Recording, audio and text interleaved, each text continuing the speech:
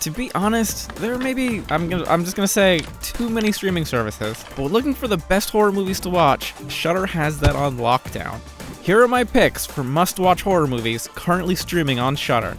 In Terrified, a group of paranormal researchers investigate weird events in a neighborhood in Buenos Aires that turns into an entire block of haunted houses. It's like a Halloween horror night everywhere you look. And there's so much going on in this movie that it almost feels like an anthology. Some have faulted it for being just too strange, but I think of it as like the best unofficial Junji Ito movie. Del Toro was working on an English language remake back in 2018. I don't know if it's still in the works, but I say don't bother because Terrified works as is. Host is a horror movie that takes place entirely on a Zoom call. The plot is just paper thin. A group of friends meet on a Zoom call for a seance, and they become haunted by a demonic force. It's barely feature length with a runtime of just under an hour, and I think that's great. It doesn't waste time, gets right to the exciting parts, and it's just all clever, creepy, chased by ghost stuff. And after you watch it, you can check out our video on Host's Ending Explained. And if you're itching for more found footage style horror on Shudder, I think you should check out Hell House LLC. Tonight's tale is the story of an axe murderer who loves to have fun. I feel like the advertising sells Scare Me as just a comedy, but this movie has more in common with The Shining than Scary Movie. One night in a dark cabin, two writers, played by Aya Cash, yep, that's Stormfront from The Boys, and college humor actor turned writer, director, producer Josh Rubin challenge each other to improvise scary stories. The film never cuts away from a single cabin location as we watch old school campfire style storytelling. It's very simple, yet something I don't think I've ever seen before, and it's not all fun and games. The final act gets pretty dark. See? I can be scary. And if you're looking for another black comedy that trolls horror tropes, you can check out Behind the Mask: The Rise of Leslie Vernon. Ryan Spindell has been a buzzed short film creator, landing co-signs from legends like Sam Raimi, and the Mortuary collection is his debut feature. It's an anthology film where a mortician, played by Clancy Brown, who you might know as the voice of Mr. Krabs, tells morality tales. This anthology concept allows Spindell to show off his ability to meld many different writing styles. I can definitely see touches of Rod Sterling's The Twilight Zone, some of Del Toro's twisted, weird romance stuff, Raimi's old-school practical effects, and definitely some of Peter Jackson's comedic, shocking gore. It all makes for a consistently entertaining series of stories that is perfect for watching this time of year. That's pretty cool. Yes, it is, isn't it? If you're looking for an anthology series that's a bit more grim, you can check out the new Creepshow series on Shudder. I recommend starting with Rob Schraub's episode Bad Wolf Down. Filmmaker Shinichiro Ueda is a true indie filmmaker. In 2017, he wrote, directed, and edited his first film, One Cut of the Dead, with a micro budget of just under $25,000. Honestly, it looks like a semi-generic zombie movie shot in a single take, aka a one cut, but cut to today, and this little zombie movie has made box office history by earning over 1,000 times its budget. One Cut of the Dead was one of my favorite films of last year. That's partly due to my love for the documentary American Movie. If you're aware of that doc, it might give you a little clue for the twist of this film. Yep, there's a twist, and that's as much as I'll say.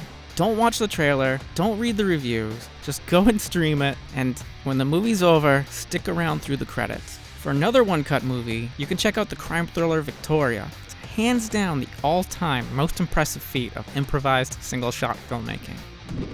Tigers Are Not Afraid is about a group of street children who are running from a drug cartel in Mexico. The film blends fantasy surrealism with tragic horror. There are clear influences from early Del Toro films like The Devil's Backbone and Pan's Labyrinth, while still feeling completely fresh and original. If you're looking for another Spanish language, socially focused horror movie, I highly recommend La Llorona. Not that garbage Blumhouse movie, but the 2019 version from Guatemala that put a political spin on the old supernatural tale.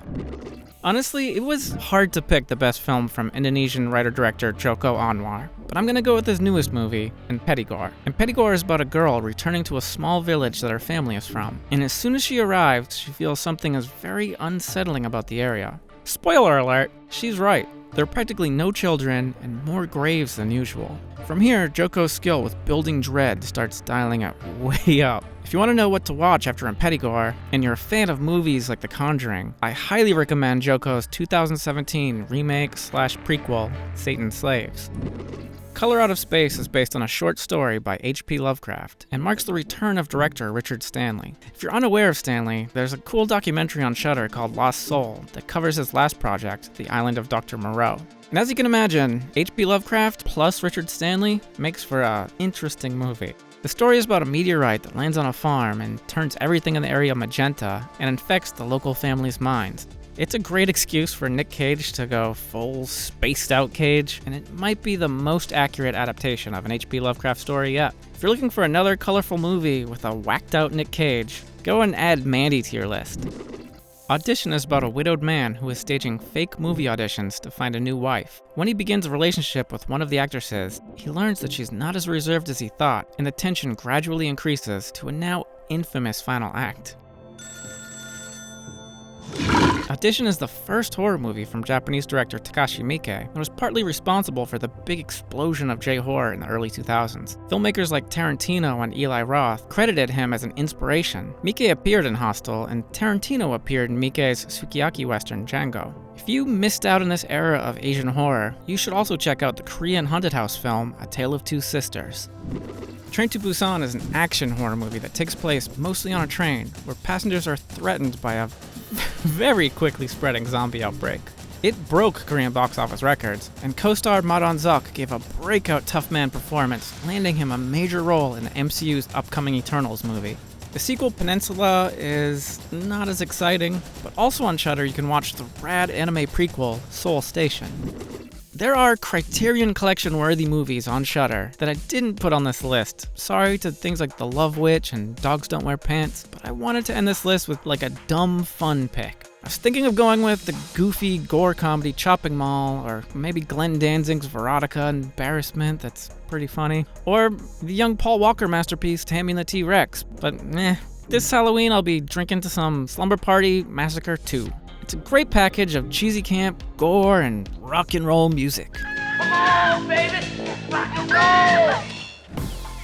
Now I just listed like a video store shelf amount of movies, but if there's some gold I missed, let me know in the comments. And as always, keep it locked here at GameSpot Universe for more coverage of movies, TV, and streaming, and all that junk.